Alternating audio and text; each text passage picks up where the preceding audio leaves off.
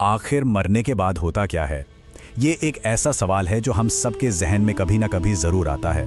तो आइए आज इसी गहरे सवाल में उतरते हैं और जन्नत और जहन्नुम के तस्वुर को समझने की कोशिश करते हैं। तो चलिए एक मंजर तस्वुर करते हैं। क़यामत का दिन ख़त्म हो चुका है, फैसला सुनाया जा चुका है और पूरी इंसानियत बस दो ग्रोहों में तकसीम हो गई है।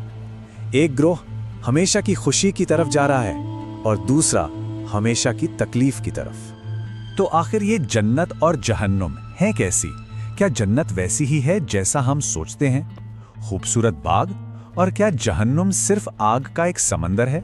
चलिए आज इन्हीं सवालों के जवाब तलाश करते हैं। इस सफर में हम सबसे पहले फैसले के दिन को समझेंगे, फिर हम जन्नत की लाजवाल खुशियों में गोता लगाएंगे और उसके बाद जहन्नम के नाखत्म होने वाले अजाब को देखेंगे और आखिर में ये सब जानकर हमारे लिए क्या मायने रखता है इस पर बात करेंगे। तो शुरू करते हैं। तो फैसले का दिन, यही वो अंजाम है जहां से इंसानियत दो अलग अलग रास्तों पर निकल पड़ती है। एक रास्ता सीधा हमेशा की खुशियों की तरफ और दूसरा एक ऐसी तकलीफ की तरफ जिसका कोई अंत नहीं।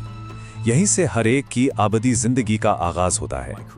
चलिए अब उन खुश नसीबों की बात करते हैं जिनका रुख जन्नत की तरफ है। उनके कदम जन्नत की तरफ बढ़ रहे हैं और वो एक ऐसी मुसर्रत, एक ऐसी खुशी महसूस कर रहे हैं जिसका इस दुनिया में तसव्वुर भी नहीं किया जा सकता। इस बात को समझने के लिए एक हदीस कुदसी है, यानी अल्लाह के वो अल्फाज जो पैगंबर की जुबान से अदा हुए हैं।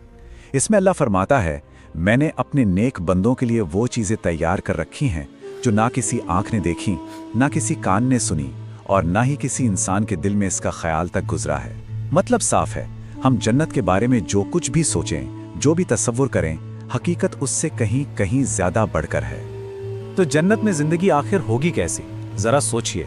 एक ऐसी जगह जहां बीमारी का कोई वजूद नहीं, मौत का कोई डर नहीं, बुढ़ापे की कोई फिक्र नहीं, हमेशा की सेहत, हमेशा की जिंदगी, हमेशा की जवानी और सबसे बढ़कर हमेशा का सुकून, जहां कोई परेशानी ना हो। और एक और हैरान कर देने वाली बात, जन्नत में जाने वाला हर शख्स हमेशा 33 साल का रहेगा।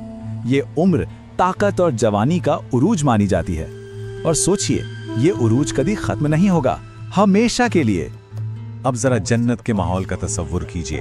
ऐसी जगह जहां ईंटें सोने और चांदी की हैं, जहां कंकरों की जगह मोती और याकूत बिखरे पड़े हैं, जहां की मिट्टी ज़ाफ़रान है जिससे हमेशा खुशबू आती रहती है। वहां पानी, दूध, शहद और एक खास किस्म की शराब की नहरें बहती हैं। मौसम हमेशा खुशगवार, ना ज़्यादा गर्मी ना ज़्यादा सर्दी। और वहां रात नहीं होती, बस एक मुसलसल सुकून देने वाली रोशनी रहती है। और वहां हर ख्वाहिश बस पलक झपकते ही पूरी हो जाती है। इसकी एक छोटी सी मिसाल ये है कि जैसे ही कोई दरख्त से एक फल तोड़ेगा, फौरन उसी लम्हे उसकी जगह एक नया फल आ जाएगा। सोच रहे हैं, कोई मेहनत नहीं, कोई इंतजार नहीं। लेकिन जन्नत सिर्फ बाहर की खूबसूरती का नाम नहीं है, बल्कि ये अंदरूनी सुकून का भी नाम है।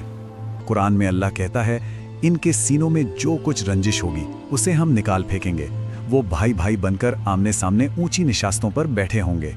मतलब वहां दिलों में नफरत, हसद या गुस्से जैसी कोई चीज नहीं होगी, सिर्फ और सिर्फ मोहब्बत और भाईचारा। लेकिन जन्नत की ये तमाम नेमतें, इन सबसे बढ़कर एक इनाम है, सबसे बड़ा इनाम, और वो है अल्लाह का दीदार करना, अपने रब को देखना और ये जानना कि वो आपसे राजी है, वो आपसे खुश है। कहते हैं कि इस एक एहसास के सामने जन्नत की बाकी सारी नेमतें मामूली लगने लगेंगी। और अब हम इस दूसरे रास्ते की तरफ देखते हैं, जहन्नम। एक ऐसी जगह जहां मायूसी ही मायूसी है, एक ऐसी जगह जहां तकलीफ की कोई इंतहा नहीं। फर्क को समझने के लिए बस इतना ही काफी है। एक तरफ जन्नत में दूध और शहद की नहरें हैं और दूसरी तरफ जहन्नम में पीने के लिए खौलता हुआ पानी और पीप। तस्वीर इससे ज्यादा साफ नहीं हो सकती। जहन्नम सिर्फ आग का नाम नहीं है, वहां का अजाब हर तरफ से घेरता है। खाने के लिए ज़कूम नाम का एक कांटेदार कड़वा दरख्त, पहनने के लिए आग से बने हुए कपड़े, जिस्मों पर जंजीरें और बेड़ियां, सरों पर खौलता हुआ पानी डाला जाएगा जो खाल को पिघला देगा। और इन सब के साथ घुटन ज़दा अंधेरा, नफरत और मुसलसल चीखों पुकार। ये एक ऐसी तकलीफ है जो जिस्म और रूह दोनों को तोड़ कर रख देती है। ये तकलीफ इतनी शदीद होगी, इतनी नाकाबिले बर्दाश्त कि वहां के लोग मौत की भीख मांगेंगे। वो मौत को पुकारेंगे, लेकिन उनसे कहा जाएगा, आज तुम मौत को सिर्फ एक बार ना पुकारो, बल्कि बार बार मौत को पुकारते ही रहो। लेकिन मौत नहीं आएगी, क्योंकि यहाँ अजाब कभी खत्म नहीं होता। और इस लामहदूद अजाब के बीच वहाँ लोग एक दूसरे पर इल्ज़ाम लगाएंगे, अपने लीडरों को कोसेंगे, हत्ता कि शैतान पर इल्ज़ाम डालेंगे। लेकिन शैतान साफ कह देगा, मुझे इल्ज़ाम मत दो, अपने आप को इल्ज़ाम दो।